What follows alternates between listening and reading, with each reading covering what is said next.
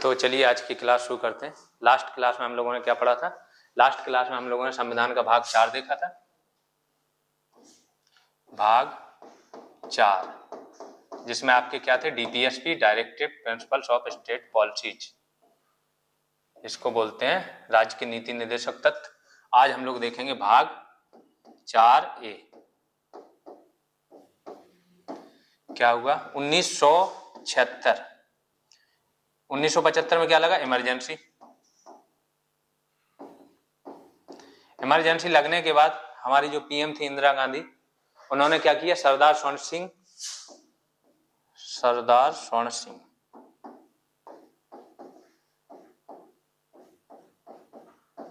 इनकी अध्यक्षता में एक कमेटी बनाई। उनको बोला कि हमारे जो अतीत के अनुभव हैं उसके आधार पर संविधान संशोधन रिकमेंड करो। क्या संविधान में संशोधन किए जा सकते हैं, उसके लिए रिकमेंडेशन देने के लिए उनको बोला। तो इन्होंने बहुत सारे रिकमेंडेशन दिए, बहुत सारे संविधान संशोधन किए गए। आप लोग पढ़ोगे 42 कॉन्स्टिट्यूशनल अमेंडमेंट एक्ट CAA, जो आपका 1976 में हुआ था। उसमें देखो बहुत सारे संशोधन है। डीपीएसपी में भी 5-6 संशोधन किए गए। इसी तरीके संविधान के अलग अलग पार्ट में बहुत सारे संशोधन किए गए। तो इन्होंने बोला कि डीपीएस जो आपका मूल कर्तव्य है उनको भी लागू करना चाहिए। मूल कर्तव्य, इस पे इन्होंने सिफारिश दी कि 8 मूल कर्तव्य लागू होने चाहिए, और अगर ये कोई नहीं इनका पालन कर रहा है, इसके उल्लंघन की दशा में क्या होना चाहिए? दंड का प्रावधान होना चाहिए। इसको इन्होंने न्यायोचित बना दिया कि इसके लिए दंड का प्रावधान होना चाहिए मूल कर्तव्य अगर कोई पालन नहीं कर रहा है। तो इस प्रकार से ये समिति की सिफारिश पे मूल कर्तव्य लागू हुए। लेकिन लिए कहां से गए हैं उस पे आते हैं। तो ये लिए गए हैं सोवियत यूनियन USSR के संविधान से, इसका विचार आया था। हमारे धार्मिक ग्रंथ जो है वो भी मूल कर्तव्यों की बात करते हैं। वेद हैं, वेदों के अनुसार, ऋत के अनुसार आपके कर्तव्यों की बात की गई है ना। तो मेंस वालों के लिए ये चीज हो जाएगी। प्लस वेदों में ये भी बोला गया है कि हमारा कर्तव्य ही हमारा अधिकार है। हम क्या कर सकते हैं, उससे बड़ा हमारा कुछ अधिकार हो ही नहीं सकता है। तो इस प्रकार से फिर सुप्रीम कोर्ट ने भी कई बार बोला है कि कर्तव्यों के अभाव में अधिकारों का कोई वो नहीं है। जहां पे अधिकार है उनको बैलेंस करने के लिए कुछ ना कुछ कर्तव्य भी होने चाहिए। तो इस प्रकार से ये मूल कर्तव्य आए।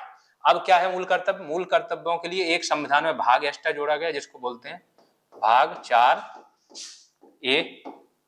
एक अनुच्छेद जोड़ा गया 4A में, अनुच्छेद 51A। इसके अंदर ओरिजिनली आपके मूल कर्तव्य कितने थे? 10 जोड़े गए थे। सिफारिश 8 की थी, लेकिन ओरिजिनली 10 मूल कर्तव्य जोड़े गए थे।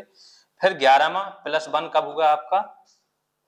86 कॉन्स्टिट्यूशनल अमेंडमेंट एक्ट जो आया आपका शिक्षा का अधिकार वाला 2002 में, उसमें 11वां आपका मूल कर्तव्य जोड़ दिया गया। तो हम लोग देखते हैं सारे मूल कर्तव्य 1 बाय 1 क्या है। पहला मूल कर्तव्य क्या है? पहला है, इसमें देखो कोई भी मूल कर्तव्य है उसमें पहली लाइन यही है कि भारत के, देश के नागरिकों का यह कर्तव्य होगा। ठीक है, तो ये तो अपने आप से जोड़ लेना, बाकी उसके अंदर क्या मैं बता देता हूं। देश के नागरिकों का यह कर्तव्य होगा कि वह संविधान का पालन करें, इसके संस्थानों का, राष्ट्रीय ध्वज का, राष्ट्रगान का सम्मान करें। तो पहला क्या है? संविधान का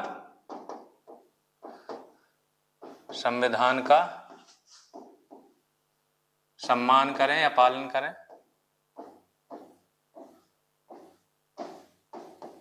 राष्ट्र ध्वज,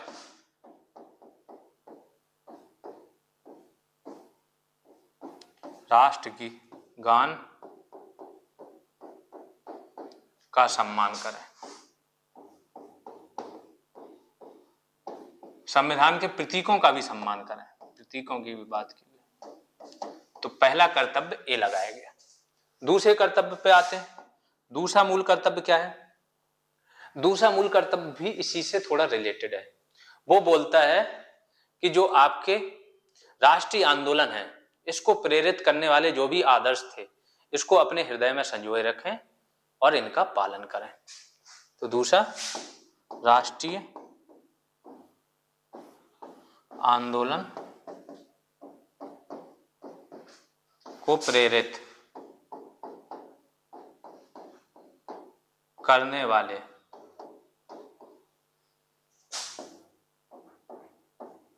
उच्च आदर्शों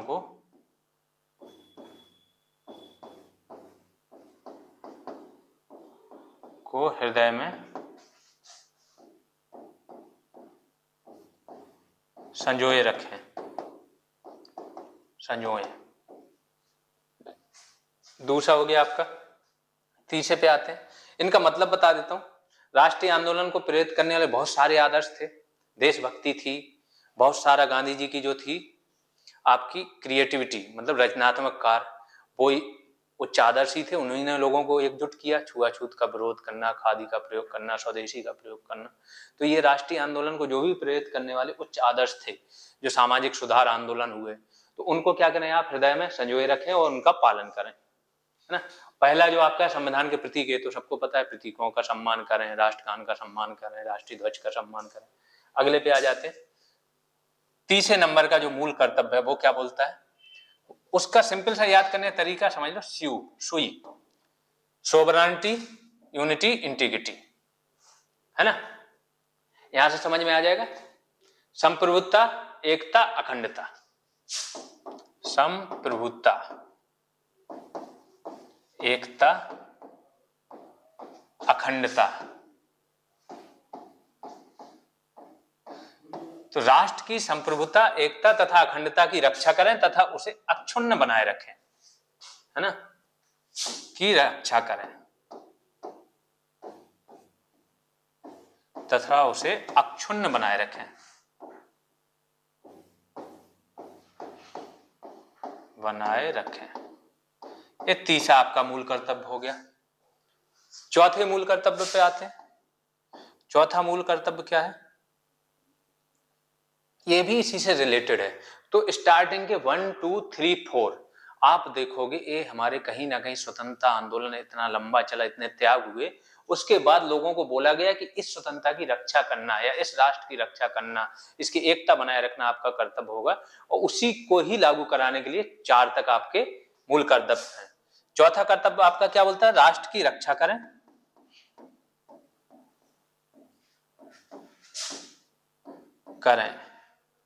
तथा आह्वान करने पर, अगर बुलाए जाने पे, आह्वान करने पर देश सेवा करें।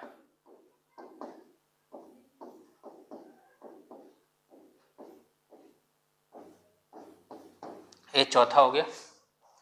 अगले पे आते हैं। पांचवा क्या था, पांचवा जो आपका कर्तव्य है उसको बोला गया है कि देश के लोगों का यह कर्तव्य होगा कि सभी लोगों में, देश के सभी लोगों में, सभी लोगों में समरसता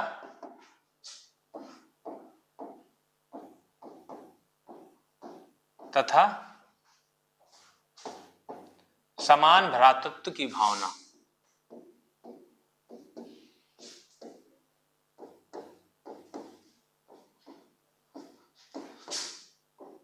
का निर्माण करें।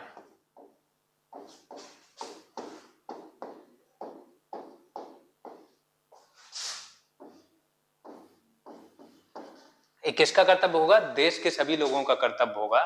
प्रत्येक व्यक्ति का एक कर्तव्य होगा कि अन्य लोगों में क्या करे, वो समरसता तथा समान भ्रातृत्व की भावना का निर्माण करें तथा ऐसी प्रथाओं का त्याग करें जो महिलाओं के सम्मान के विरुद्ध हो।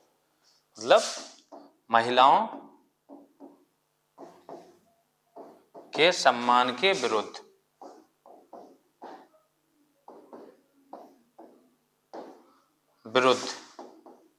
जो प्रथाएं हों, प्रथाओं का त्याग करें।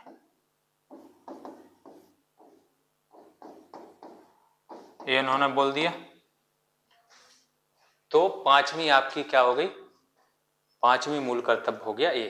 आते हैं छठवें पे। छठवां मूल कर्तव्य क्या है, छठवां मूल कर्तव्य है हमारी सामाजिक संस्कृति की गौरवशाली परंपरा का महत्व समझें तथा उसका परिरक्षण करें। तो हमारी सामाजिक संस्कृति, हमारी सामाजिक संस्कृति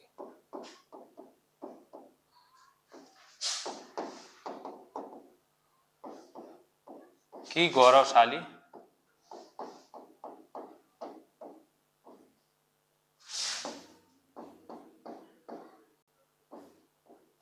परंपरा का महत्व समझें।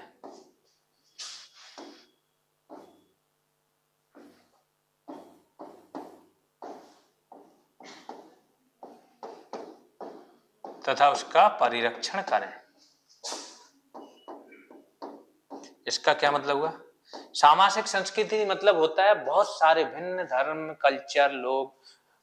कल्चर के अलग अलग त्योहार वाले, अलग अलग भाषा वाले लोग बाग रहते हैं, तो उनकी संस्कृति को समझें। प्लस बहुत सारी हमारी धरोहरें रही हैं, अलग अलग राष्ट्रीय निर्माण के टाइम, राष्ट्रीय आंदोलन के टाइम उसको प्रेरणा देने वाली अलग अलग धरोहरें, अलग अलग विरासत स्थल, अलग अलग धार्मिक स्थान, तो इन सब का क्या करें, इनका महत्व समझें और इनका परिरक्षण करें। ये आपकी हो गई छठवीं ड्यूटी। सेवेंथवीं ड्यूटी क्या थी आपकी? सेवेंथवीं ड्यूटी बोलती है कि पर्यावरण, जिसके अंदर झील, नदी, वन तथा वन्यजीव आते हैं, इसका क्या करें, संरक्षण करें तथा प्राणी मात्र के प्रति दया भाव रखें। प्राणी मात्र के प्रति दया भाव।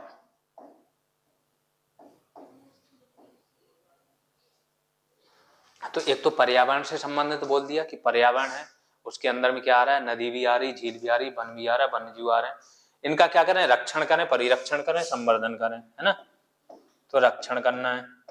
दूसरा बोल दिया है कि प्राणी मात्र के प्रति दया भाव रखें, मतलब कोई प्राणी बेजुबान है, वो जानवर ही क्यों ना हो, कैसा भी, उसके प्रति दया भाव रखें। इसलिए कई बार देखते होगे ना, अभी हाल ही में आया था कि किसी चूहे को पानी में डुबो के मार दिया, उसके लिए भी जेल हो गई थी, तो उसके पीछे कहीं ना कहीं हमारी ड्यूटी आती है। अगला आते हैं आठवीं। आठवीं जो ड्यूटी है आपकी वो क्या है?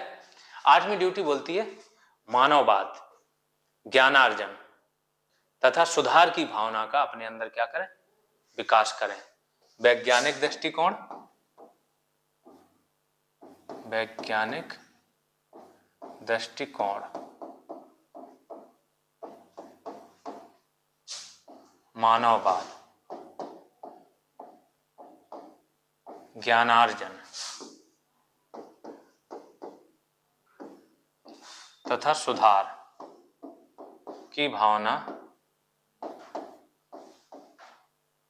का विकास करें।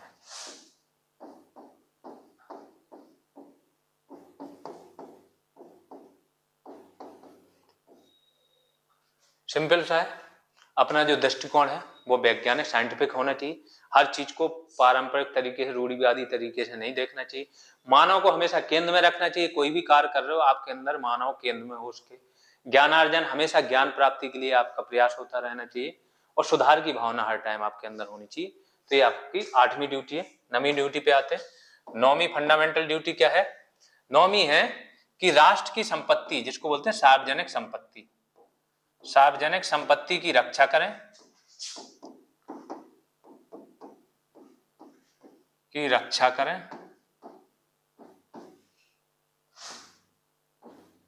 तथा हिंसा से दूर रहें। तो आजकल देखते हो कि जो भी दंगे हो जाते हैं, प्रोटेस्ट में लोग वक्त सार्वजनिक संपत्ति को नुकसान पहुंचा देते हैं, ये इस पे रोक लगाई गई। कहाँ? इस ड्यूटी के द्वारा। हिंसा से दूर रहें। 10वीं ड्यूटी क्या आती है? 10वीं ड्यूटी आपकी बोलती है कि व्यक्तिगत स्तर पे और सामूहिक स्तर पे, दो स्तरों पे बात की गई, व्यक्तिगत तथा सामूहिक।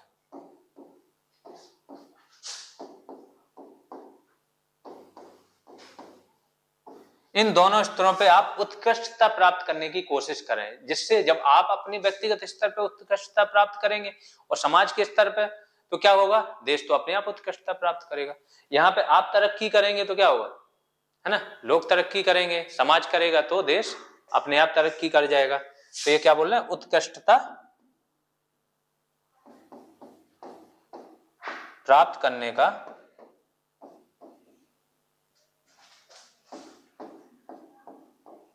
प्रयास करें।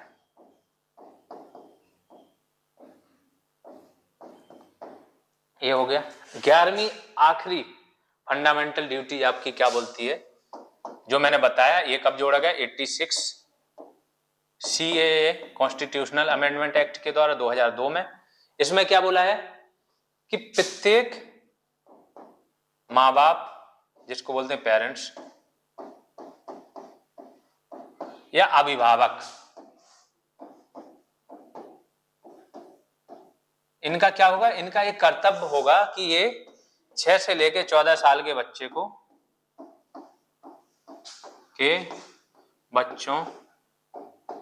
को शिक्षा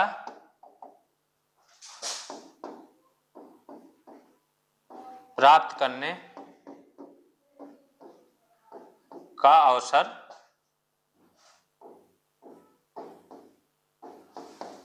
प्रदान करें।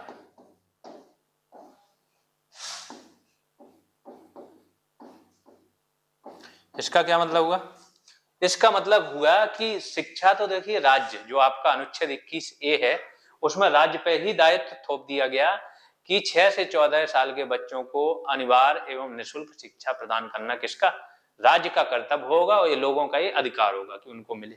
लेकिन माँ बाप के लिए एक ड्यूटी लगा दी कि वो क्या करेंगे, इनको शिक्षा प्रदान करने का पूरा प्रयास करेंगे। राज्य दे ही रहा है, आप ले जाके बच्चे को वहां पे भेजिए और निःशुल्क शिक्षा प्रदान कीजिए।